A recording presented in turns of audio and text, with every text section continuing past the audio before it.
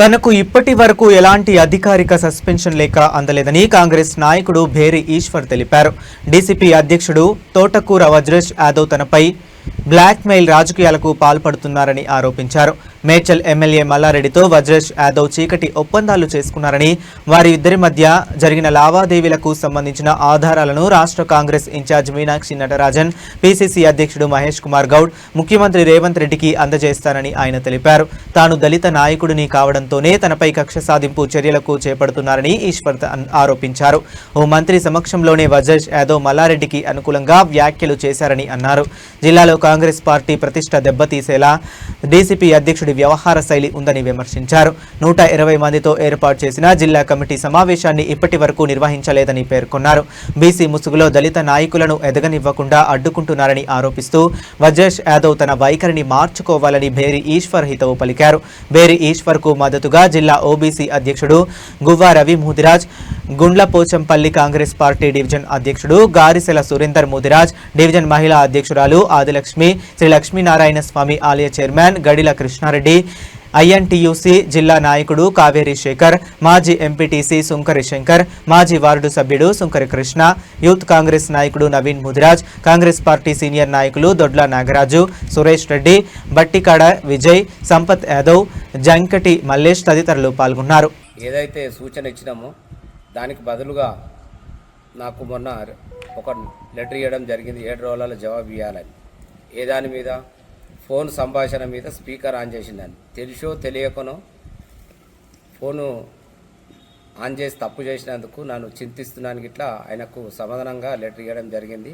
అదేవిధంగా అక్కడ పీసీసీ క్రమశిక్షణ కమిటీ చైర్మన్ మల్లురావు గారికి ఇట్లా లెటర్ ఇవ్వడం జరిగింది. నిన్న మొన్న గాంధీభవన్ దగ్గర మందుల సామ్యంలో ఎమ్మెల్యేకు వ్యతిరేకంగా 500 మంది వస్తే వాళ్ళకి ఇప్పటివరకు నోటీసులు ఇవ్వలేదు జిల్లా అధ్యక్షుడు. ఎమ్మెల్యే దళిత కూడా సస్పెండ్ చేసి, కానీ దానికి ఒక అధ్యక్షుని పెట్టి దాని వివరణ గోర్మానే చెప్తే అదేవిధంగా మాట్లాడుతున్నారు. కానీ నువ్వు ఇక్కడ నేను ఒక ఎస్సీ వర్గానికి చెందిన వ్యక్తిని కాబట్టి 100% నన్ను కిచ్చపరచాలని చూస్తే ఇది నీకు సబబు కాదు. ఏమున్నా నాకు క్రమశిక్షణ కంటే తెచ్చేదాకా నాకు నీ లెటరు నేను ఆమోదించుకోను. నేను ఏదనంటే క్రమశిక్షణ నుంచి వస్తేనే నేను జవాబు చెప్తా. అయినా నేను బాధపడతలేను. ఈ లెటర్ చెల్లదనే చెప్తున్నా. కాంగ్రెస్ పార్టీని నేను కొనసాగుతున్నా. నీవు మొన్న మంత్రి 9వ తారీఖు నాడు మంత్రి అడ్రూరు లక్ష్మణ్ జిల్లా కలెక్టర్ సమక్షంలో కాంగ్రెస్ పార్టీ రూలింగ్ పార్టీ ఇజ్జత్ తీసేసినావు. మల్లారెడ్డి గారి ఎన్ని ఒప్పందాలు, చీకటి ఒప్పందాలు, నీ ప్రత్యర్థి అయినటువంటి మల్లారెడ్డి గారితో నీకు ఏ ఒప్పందమయ్యా? జంగ యాదవ్ గారు 24 గంటలు డబ్బులకు డిమాండ్ చేస్తూ బీసీ ముసుగు వేసుకొని ఇలా ఎస్సీలను అయితే ఎప్పుడు దొక్కుతున్నావో ఎస్సీ కార్యకర్తల ప్రతి ఒక్కరికి తెలియపరుస్తున్నా. ఎందుకంటే ఈయన బీసీ ముసుగు పెట్టుకొని మల్లారెడ్డి గారిని 24 గంటలు డబ్బుల డిమాండ్. మొన్న మంత్రి అడ్రూరు లక్ష్మణ్ ముంగట, జిల్లా కలెక్టర్ ముంగట మనము మల్లారెడ్డి గారిని ఏం చేయలేకపోతున్నామని నీ డైరెక్ట్గా 1000 మంది కార్యకర్తల అంటే ఒప్పుకుంటున్నావు అంటే నీ చీకటి ఒప్పందం ఏందో ఇప్పుడు అర్థమైపోయింది. ఎన్ని దవాలతోనే నీ డబ్బుల డిమాండ్కు ఎప్పుడైతే మల్లారెడ్డి గారితో నీ చీకటి ఒప్పందం ఉందో బహిరంగంగా నాతోటి సాక్ష్యాధారాలు ఉన్నాయి.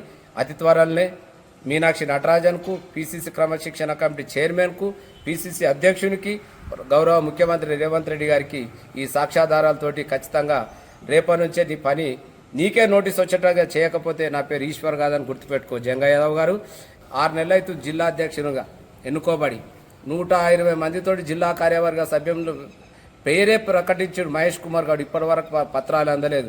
వాళ్ళకు కార్యవర్గ సభ్యుల మీటింగ్ ఇప్పటి వరకు పట్టలేదు. పొట్టివని కోడు ఉంటే పొడువని కోడు ఉంటాడు. అదేవిధంగా ఇవాళ నాకు చేసి నువ్వు సంబరపడితే రేపు ఇవన్నీ ఆధారాలతోటే ఇవాళ మీనాక్షి నటరాజన్కు, పీసీసీ అధ్యక్షునికి, రేవంత్ రెడ్డి గారికి 100% చూపించి నీ భాగవతం బయట పెడతానని ఖచ్చితంగా తెలియపరుస్తున్నాను.